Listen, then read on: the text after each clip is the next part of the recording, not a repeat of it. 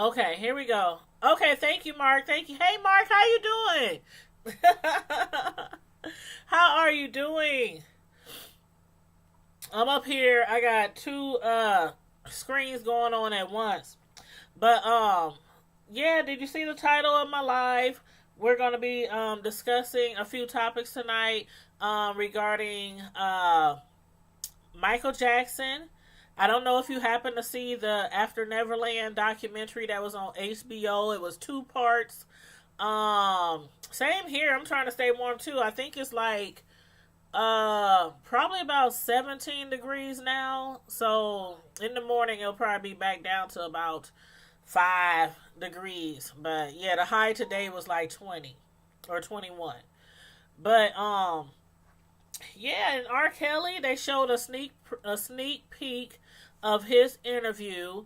He I guess, I don't know if CBS contacted him or if he contacted CBS, but anyway, he did an interview with Gayle King from CBS, and they showed like a little part of it, little snippets of the interview this morning or this afternoon, and man, I I don't know, Kels. I don't know, Kels.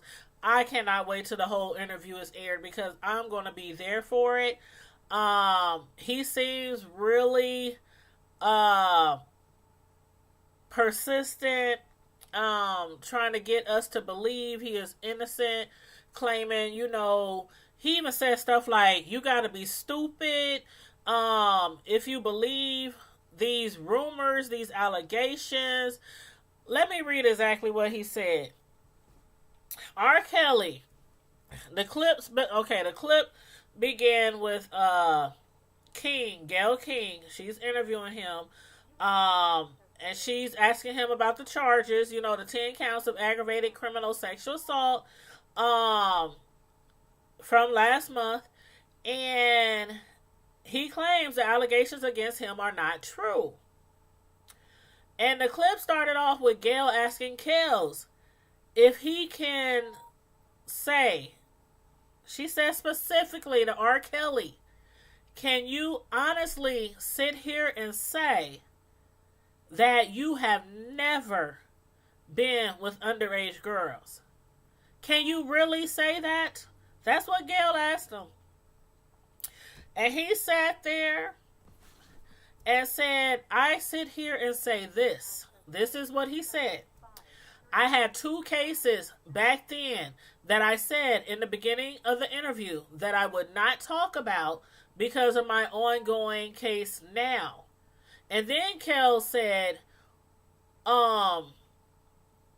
he repeatedly denied all the allegations against him, and accusations against him. He said, I will tell you this. People are going back to my past, okay? That's exactly what they're doing. They're going back to the past and they're trying to add all of this stuff now to that, to make all of this stuff that's going on now feel real to people. Basically, he told her, if people believe this, actually believe that I'm keeping people hostage, that I'm starving people, he was like, quit playing, y'all. Quit playing. Just stop it. Just stop it. Hold up, y'all. He's up there. I didn't do none of this. I didn't do none of this stuff. This is not me. I am fighting for my effing life. That's literally what he said. Well, he said the actual word on the interview. He said, I am fighting for my effing life. And he said, I mean, people are making me out to be a monster. He started to get like really emotional. He started to get like really emotional. I'm just gonna say he's a good actor. He's a good actor. He had plenty of experience, plenty of years in the entertainment industry, and I'm gonna say he's a good actor.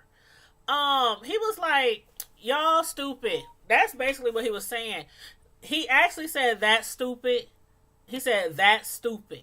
But he's basically telling us that we have no common sense, because after that he said, use your common sense. This is what he was doing. Use your common sense. He said, forget. He looked right at the camera. He looked right at the camera and right into our eyes. He said, is this the camera, Gail? Is this the camera? Okay, y'all, use your common sense. Use your common sense. I did not do this. That's what he kept saying. Absolutely, he didn't do it. He's also brought up the fact that he beat the case last time. And he kept saying that people are trying to use the old cases to try to make these new allegations feel real or look real. But Gail was like, you know what? Your past is relevant. Your past is relevant. You was on a videotape urinating on a little girl. Okay, we all know about the family and what happened and why he didn't go to jail for that. We all know about that, so we won't get all into that. But basically, he got lucky. He got lucky that time. But he was really upset and talking about that stupid and use your common sense and hate me if you want, love me if you want, but use your common sense. His words. How stupid would it be for him with his crazy past and what he's been through to be a monster, to hold girls against their will, to chain them up in his basement, to not let them out to eat without permission, unless they need some shoes down the street from their uncle.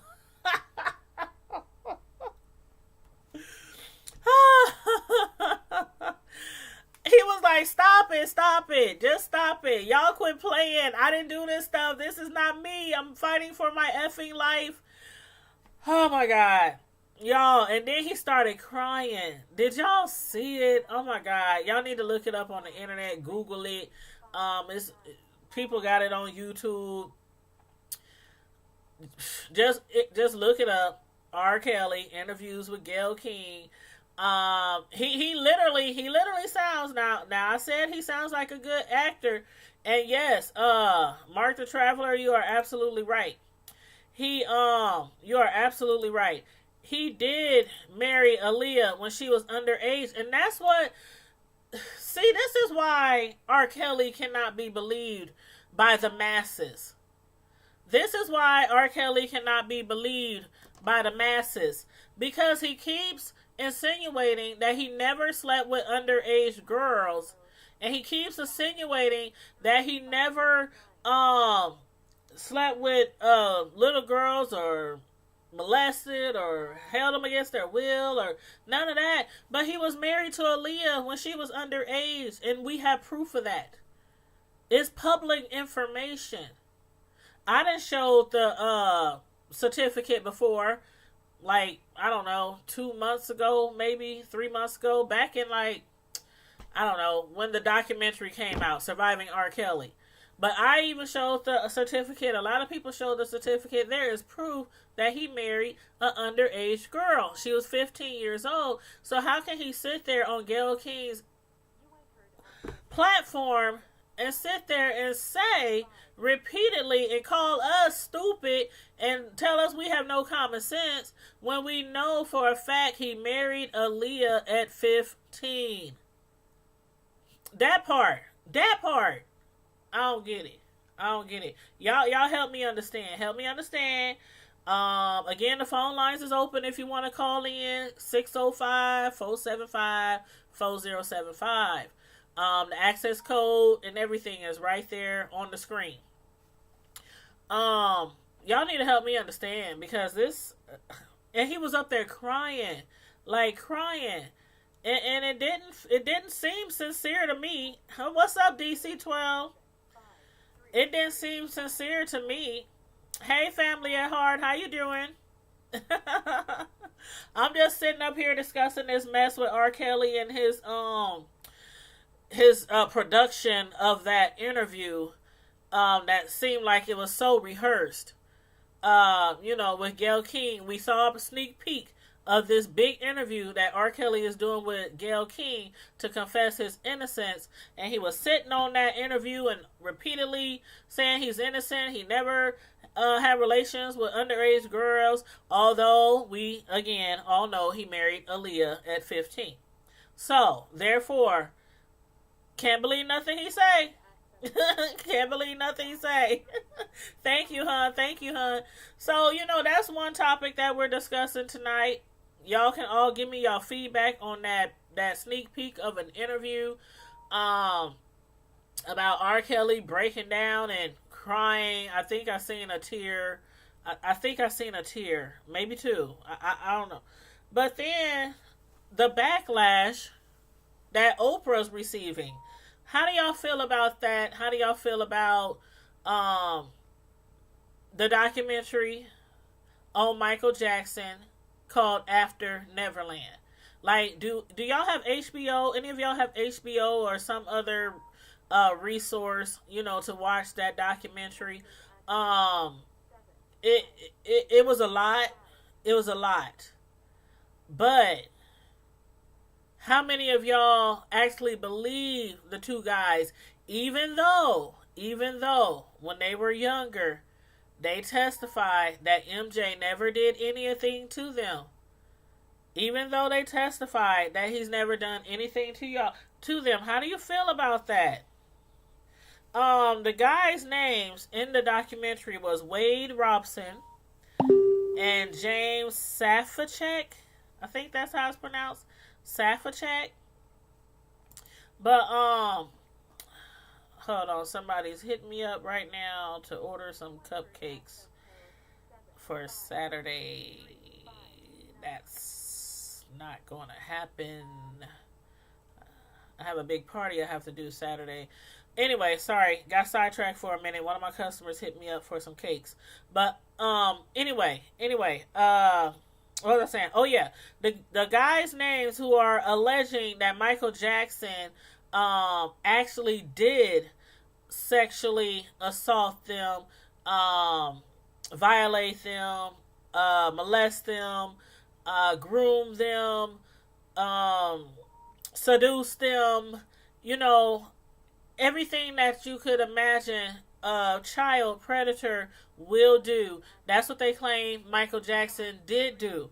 Now, some people are believing the story because of the fact that we all know, even adults, like women, grown men, they sometimes have a very difficult time coming forward and admitting what somebody has done to them that has damaged them. We all know the different reasons why people do it.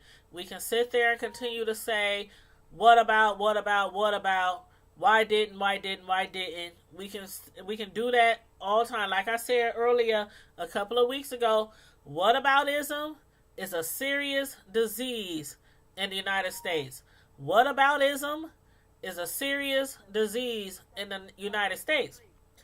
Some people have always thought that Michael Jackson had used to have sex with and molest, abuse little boys.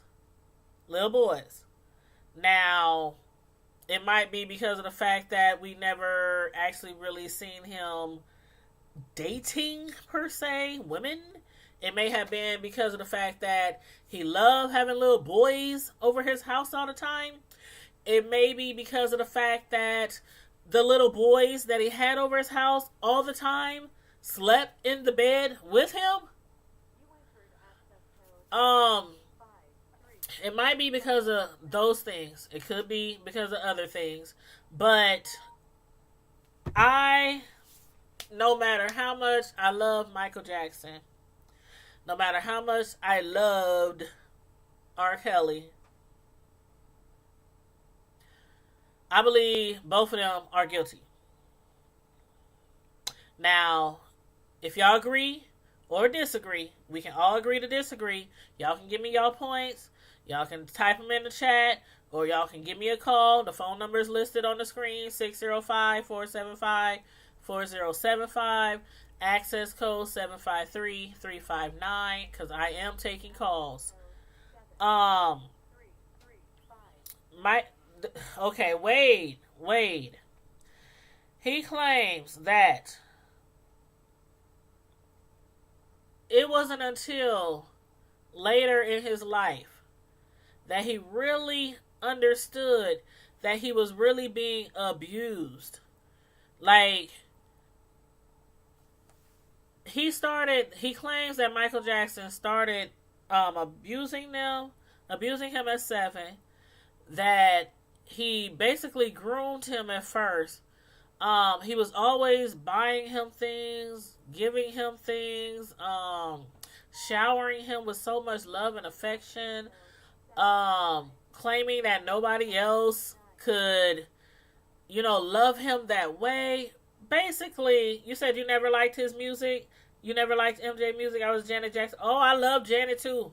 I loved Janet too. Rhythm Nation. Okay. But yeah, I love Janet too. Michael Jackson, I wasn't like what you would call one of his biggest fans. I wasn't one of his biggest fans. But I liked a lot of his music. I liked his dancing. I mean, he was an amazing entertainer. That's what I liked about him. He was an amazing entertainer. That's what I mainly liked about him. I stated before, maybe several different lives. I was raised in a really, really religious household. So a lot of the music, as religious people would call worldly, worldly. I heard that when I was like at family members' houses, or from a neighbor's house, or if I would spend the night at somebody else's house. Like, all my favorite musicians and singers, rappers, all that from like the 80s, like the early 80s. I heard that away from home. So I didn't hear a lot of people's music, but like the hot songs that was played, on the radio all the time, So I can't say I'm a huge Michael Jackson fan because I didn't know a lot of his music, but I heard like the big hits on the radio, and I liked him. I liked him as an entertainer. But it is what it is, honey. It is what it is. I have always believed that he has done something, that he touched people that he should not have been touching. I believe that. And like these little boys, well, they grown men now, but when they were little boys, claiming that this man loved them so much. Like, they allege that, and this is believable. This is believable. I don't know how most of y'all feel about Michael Jackson, but it's very believable for me, as far as most predators, when they groom you, when they all right, see you later, family at heart. When they groom you, when they seduce you, and they give you presents and they give you gifts, they try to treat you like 10 times better than your family and your friends, to make you feel like they love you more than anybody in the world, and that they would do anything for you. And then after they get you sucked in with that, then they start telling you stuff like, if anybody find out, I'm going to be in trouble. You're going to be in trouble. They're not going to believe you. Da, da, da, da, da. They start giving you those kind of ideas in your head. And when you're a very young child without the capabilities of thinking as an adult, you start believing that stuff. So even when they was going to court, it's not far-fetched that they would deny he was doing anything because they wanted to protect him. They wanted to protect him. That's what they're claiming. A lot of people believe it. I'm not the only one. I still think he's a great entertainer. I still love his music. But my question tonight is, how do y'all feel about it? How do y'all feel about the MJ situation? How do y'all feel about the R. Kelly sneak peek interview with him crying and denying that he never slept with any underage girls, even though we know he married Aaliyah at 15. So how do y'all feel about that? And let me get a drink real quick because my throat's dry. But oh yeah. Let's not forget um Oprah. Now you know Oprah is a part of this MJ After Neverland um documentary. She's receiving a lot of backlash. A lot of backlash. I don't know if it's just because of the fact that maybe they didn't think somebody on her level, being of the black community and stuff like that, would be the one who would take this under her wings. They probably didn't expect her to do that. It could be because they don't believe that MJ did any of these things. Um, why do y'all think she's getting a lot of backlash? Do y'all think it's because um it's just coming from people who think he's innocent, who think Michael's innocent, or do you think it's because they just don't want to destroy his image? And okay, we can't say that he had a clean image. We cannot say that. Even if it has never been proven in the court of law that he sexually assaulted, molested, anything like that with young boys, even if he's never been, convicted, um, he didn't have a very clean image his entire life, especially at the end of his life. You know how he passed and how he was addicted to drugs and how, hey, one queen, seven queens, how you doing this evening? If you can see from the live, the title of the live, we're discussing R. Kelly's sneak peek interview that he did with Gayle King, and we're also discussing the backlash that Oprah is receiving, after the After Neverland documentary on Michael Jackson allegedly molesting children. Like they're now coming out now that he molested them. A lot of people think that they're lying. A lot of people think that they're lying because of the fact when they were younger, they did not say, when they had to testify in court, they said he didn't do anything to them. Now they're claiming it really happened, but they were afraid. He always taught them and groomed them and seduced them to believe that if they told on him, he would go to jail, he would go to prison, he wouldn't be able to sing anymore, he wouldn't be able to entertain people anymore, and them looking to him as a god, like a lot of people around the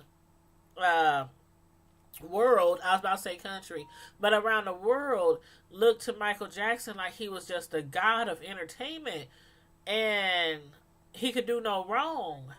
But yeah, one queen, seven kings. It was the documentary. Some people couldn't watch it, and some people got really, really felt really disgusted after watching it. I mean, when I was watching The View, I don't know how many of y'all watched The View, with Whoopi. Whoopi wasn't on there this morning because she is out sick. But when I was watching it, there were people on the platform who claim they will never ever listen to another MJ record again. If they hear his music playing, they will walk out the room, anything to not listen to his music. You said DC-12, I don't like the time they came out with this. And I feel you on that. I really do feel you on that. Like, okay, that's where my differences is with the R. Kelly situation and the MJ situation. Because all through the years, we've heard allegations about R. Kelly. All through the years. MJ, we heard allegations, but it was years ago. Years ago. And then they come out after he was dead. Like, okay, they were asked in the interview, If MJ was still alive, would you have been able to do this? Would you have been able to come forward and make this documentary? Would you? And see, that's where a lot of people is conflicting because of the fact if he was still alive, then he could, like R. Kelly, he could defend himself. He could, even if he was charged, he could go to court. He could bail himself out. He could get a lawyer. He could, he could defend himself. But now that he's dead, it's like, should we let the dead rest? Should we let the dead rest? Even if they did something horribly wrong. Now, these are allegations. But even if it was true and he did something horribly wrong, should we let the dead rest? I don't know. That's what a lot of people are thinking. And that's why there's a lot of backlash against Oprah. Because a lot of people feel like, okay, even if MJ did do it, even if he did do it, which a lot of people throughout the years have always thought that MJ was guilty of doing stuff with young boys. Always. Always. But see, you know how sometimes we say, what about the parents? Like, okay, with the R. Kelly situation, again, here's my differences with these two situations. With R. Kelly, a lot of people's like, where is the parents? Where's the parents? A lot of the parents, they could say they were paid. They sold their daughters. They sent their daughters to him. A lot of people can say that. But in this case, with MJ, a lot of these boys who slept with him, we know they slept with him. He even said it in interviews that the boys sleep in his bed. And where was the parents? They was like in the other room. And my thing is, when we discussing that part, I would not ever put my daughter or my son in a man's bed at 7, 8, 6, 9, 10, 11, 12, 13, 14, 15, 16, 17, 18. I would never. I don't care if I'm sleeping on a pillow outside the door. That part. I never understood that. I've never understood that. Ever. The only time that my son actually slept with an older person, it was when he was a little baby. He was about 2. And he used to have seizures all the time. And one day, I had to be at school because I went to college around the time my first son was born. And I worked. And so, my mom would be watching my son sometime and my little brother, who was a teenager. They would keep my son while I was in college. And so, when he had seizures, and he had severe asthma, he had seizures. I mean, he was a really sick baby when he was younger. So whoever was at the house with him, they kept him near them. So one night when my son had a seizure, my brother was sitting there playing his video games, and he had my son near him, and as soon as he felt the bed shake, he turned around, did what he was supposed to do, called 911, called me. Other than that, my sons have never been in a bed with just an older person, a teenager, a man. That's something you just don't do. So I still don't understand that part. All right, Mark the Traveler, see you later. I'll catch you on your lives. And that's true. 1 Queen, 7 Kings. They say the money is the root to all evil. MJ used to do a lot of stuff for those kids. I mean, he used to do a lot of stuff for them and their families. And I don't care if you paid all our bills for a year. I'm not allowing my young children to sleep in a bed with a man. I don't care if it's God himself.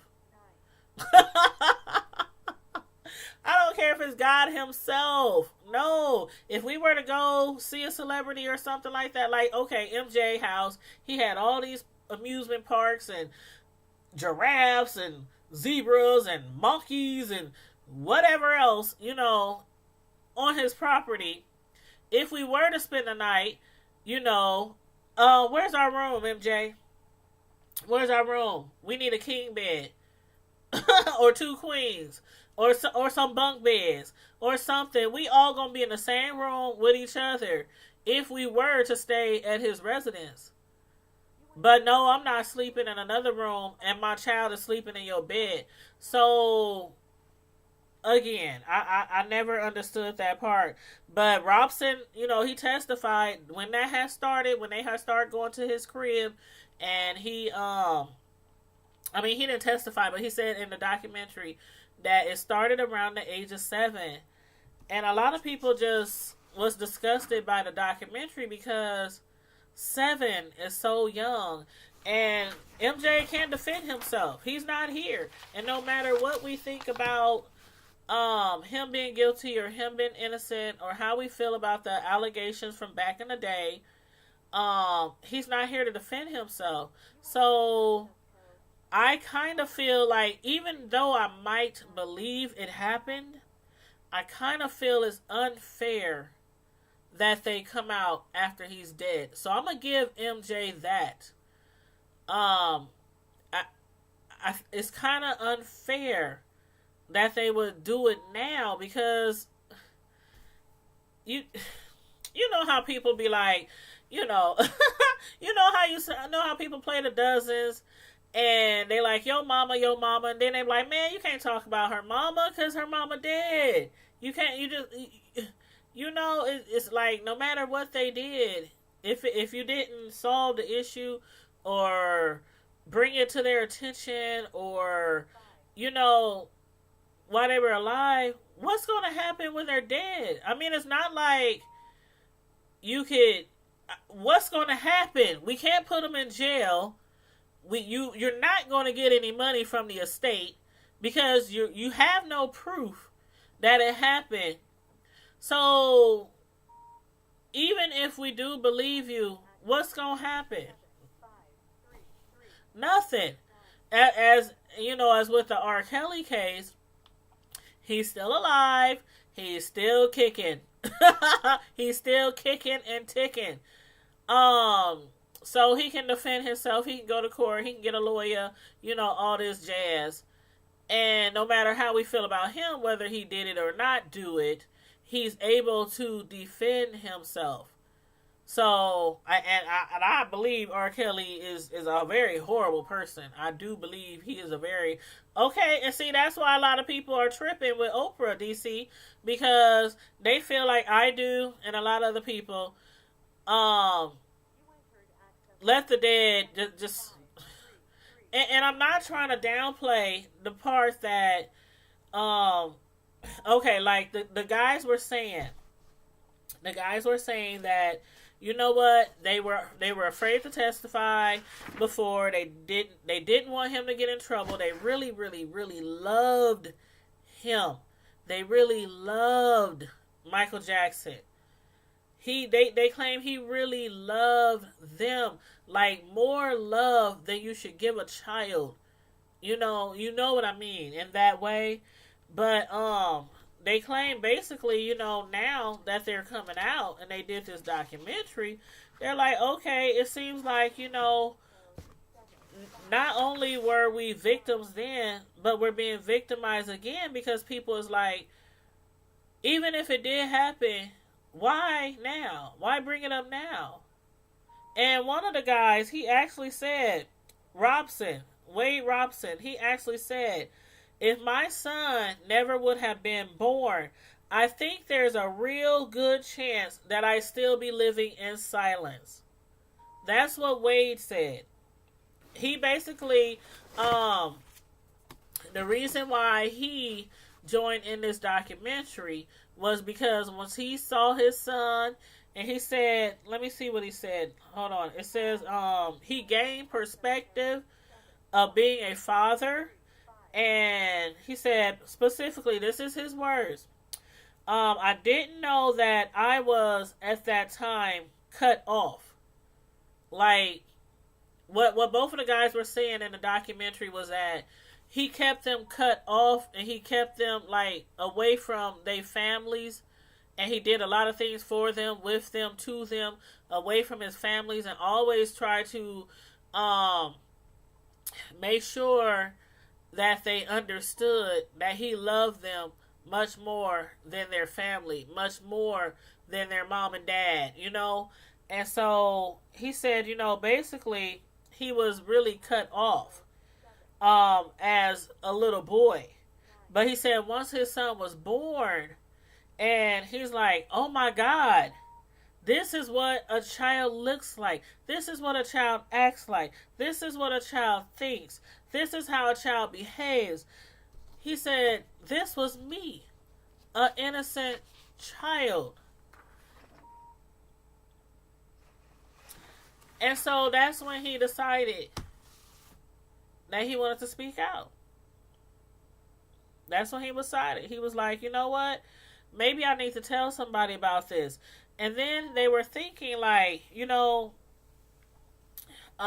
what's the other guy's name? Safe Chuck. Yeah, Safe Chuck. He actually, no, I'm sorry, Wade. It was still Wade. It was Wade Robson. He said, he had asked himself, is there anything good that can come out of this whole situation?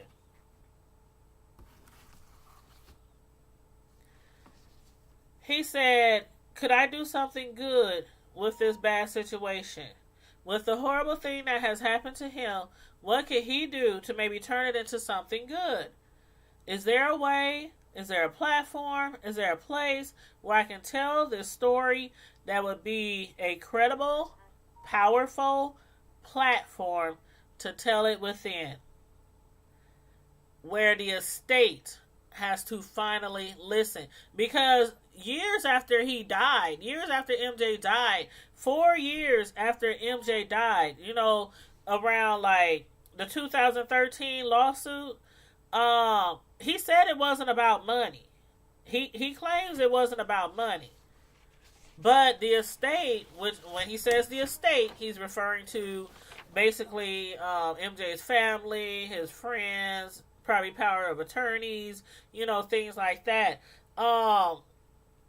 He claims it wasn't about money. He just wanted he wanted to be heard, and he wanted to listen. So I guess that's why he decided, you know, he said if the estate won't listen, if they keep denying my allegations, if they keep saying he didn't do anything to me, I'm going to take it to a higher platform. And that's how they got involved in this documentary. But, and back in 2013, his case, the judge ruled, well, it was in 2017, a judge ruled against Robson because Robson had filed new negligence claims against MJJ Productions and MJJ Ventures, two companies owned by Michael Jackson. In December 2017, a judge ruled that those groups were not liable for Robson's exposure to Jackson, so he did not rule on the credibility of the allegations. And that makes sense to me. Why would you try to sue a production company that he owned when that production company, okay, we talking, I can see if, okay, I think what's more important in this situation is it's not like MJ stole some money from somebody, or he owes some money for somebody writing him a song, or, you know, performing in one of his concerts or something like that, and they going after him because, hey, he owes me money. I have proof right here. He owes me money. Here's my unpaid bills. You know, here's the promissory notes. Here's the, you know, the contracts. And, you know, I want to get paid. So I can see in that case going against, you know, the production companies and, you know, things that he owned, you know, his estate. But in this case, where you claim that when you were young and you testified in court that it did not happen, that he never touched you, and then you come back later, years down the line, not saying that I don't believe him, because, like, again, I said, I believe something happened with some little boys and MJ. I do believe that. But He's dead and he can't defend himself. And on top of that, you have no proof that he did it, and then you try to sue the production companies. So anywho, that wasn't about to happen. Uh, and even when James, when James joined, the other guy who was on the documentary, even when he joined the lawsuit, the judge still dismissed it again. So he dismissed it again. The same lawsuit was dismissed by a judge. So the judge is kind of thinking where I'm thinking, and probably where you're thinking too. Like, you said he didn't do it. Now he's dead, and you're coming back saying he did it, but you don't have any proof, and you want a lawsuit? Make it make sense. Make it make sense. So anywho, but I don't know. One thing that Safe Chuck did say, he hasn't forgiven his mother. Towards the end of the interview with Oprah, he claims that he has not yet. This is James, Safe Chuck. He claims he has not yet forgiven his mother. Yes, it's very interesting and disturbing. One Queen, the documentary, I'm telling you, it was a lot. It was a lot. It was a part 1. It was a part 2. It was a lot. It was a lot. And some people were so disturbed and disgusted by it that they swore off MJ forever. They are muting MJ. They are muting his music, getting rid of all his music, never playing his music again at any functions around the house. I mean, the people on The View this morning, like a couple of ladies on The View this morning said the same thing. I am so disgusted. I am muting Michael Jackson. So, but Safe Chuck, who says he's never forgiven his mother. Let me get another drink.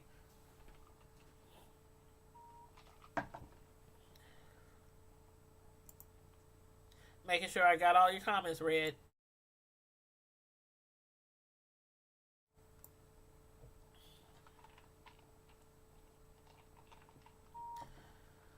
Okay, I got all the comments read. Okay, I'm gonna go on. Oprah asked him. Actually, she asked both of them. Oprah asked both of them if they forgiven their moms, because keep in mind, their moms took them to see Michael Jackson, and they allowed them over and over. Like, they slept in this man's bed on a nightly basis. On a nightly basis, you allow your child to sleep in a man's bed on a nightly basis. They claim that he molested them and had sex with them in sexual activities every night, while the parents slept in another room or just weren't there. You said, I think Oprah knew the truth, and this is probably why she decided to go ahead and do it. She is already a billionaire, so of course it's not for the money. Exactly. I know why she did it, and you are absolutely right. We right here. We is right here. I get it, Oprah. I get it. You ain't getting no backlash from me. Not from primetime TV. You are not getting a backlash from me. But again, I understand where other people are coming from. Like I said, it's not that I don't believe that it's happening. It's not that. It's just like, okay, where do we go from here?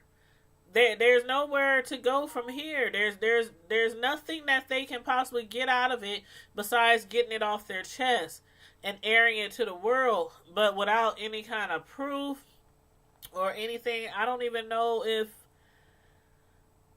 I guess just getting it off their chest, helps relieve some of that pressure that was on them. And I get that part. I do get that part. So I'm not, I'm the kind of person who would never victim shame. Never victim shame. Because I know personally what it's like for somebody to take advantage of you.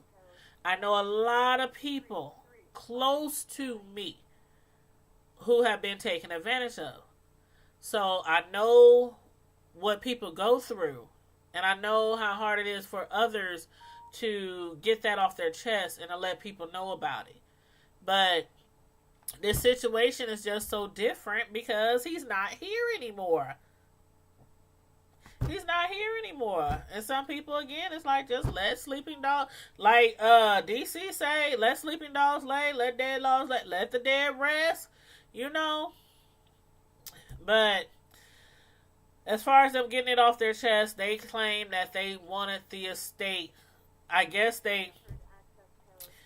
I think it's more of not just like Oprah said. Oprah said it's bigger than Michael Jackson. I think what Oprah is trying to say is, when she says it's bigger than Michael Jackson, I think what she's trying to say is basically so many celebrities, black, white,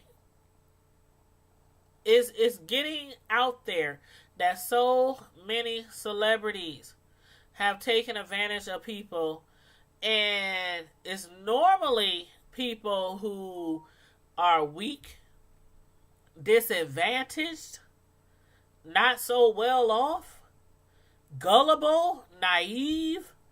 I mean, we probably can't do much about situations as far as people being taken advantage of in their own homes by a brother or uncle or mother or sister or auntie or cousin or whatever. But I think it's this Me Too thing, this Me Too movement that has taken over the last few years. And I think that's what it's all about. Like, trying to put pressure on people, other celebrities that might be possibly doing this kind of stuff to people, or thought about doing it, or know somebody else who's done it. Maybe it's kind of like another chance of trying to bring justice to people, and perhaps pull some people out the closet, or keep them from hurting other people. That's what I think this about. I mean, and it's like, it's the music industry and beyond. Yes, it's the music industry, television industry. I mean, it's everywhere. It's everywhere. It's entertainment, period. It's everywhere. And you can't fix everybody. You can't fix every situation. You can't correct all the wrongs. I mean, we are very small compared to the issue. We are very small compared to the issue. And that's what Oprah is trying to say. This issue is much, much, much bigger than just Michael Jackson. And I know a lot of people have thought that maybe, okay, we all know Michael, some of them suffered abuse at the hands of their father. That's the only one that really the children have spoke about. Nobody else. But a lot of people think that there was more abuse than what's being said. You know what I mean? Hey, silly mommy. How you doing? Thanks for stopping through for the chat. I don't know if you've seen it. A lot of people haven't seen it yet, but the sneak peek interview with R. Kelly, where he's talking to Gayle King from CBS, and it's like an hour and a half interview, and he's claiming he's innocent and he's never had relations with anybody underage. And then the Michael Jackson situation, where those two guys are coming out, you know, in the documentary saying he molested them. It's a lot going on right now. So we just been talking about that, and I've been trying to get people's feedback on the situation. If anybody don't wants to call in, I'm going to turn the phone lines off. But I have the phone lines open just in case anybody wants to come in and, you know, say how they felt about either topic, MJ or R. Kelly, on TV crying, calling us stupid, we ain't got no sense, Use your head, use your head. That's what he kept saying. Use your head. What I look like after all that stuff that happened back in the day to mess around with some young girls and keep them locked up and starve them and abuse them and all this.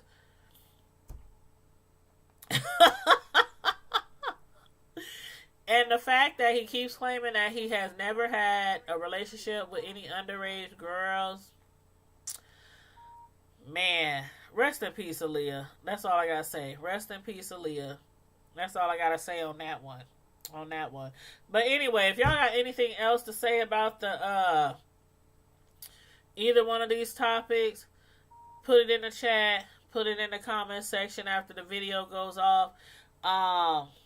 I'm gonna keep my eye open on both of these stories. Keep my ears open. Today was just a sneak peek of the R. Kelly interview with Gayle King from CBS, the morning show. I think they're going to show the actual interview. I think they said either tomorrow or Thursday. But anywho, I'll post it on my platform. I'll put the notification up. So you guys, if you tap my bell on my notifications, make sure you tap the bell if you haven't already got it tapped, so that you can get my notifications every time I schedule a live. You'll get the notification of what time and what day I'm going live, so you can be prepared for it, and so you can join us in the discussion. But anyway, y'all, I'm about to get off here. A sister got to get up early in the morning to go to work. Got to go to work. And in the meantime, and in between time, Prime Time Squad, as usual, stay safe, be blessed, and I'm out. Deuces. Good night.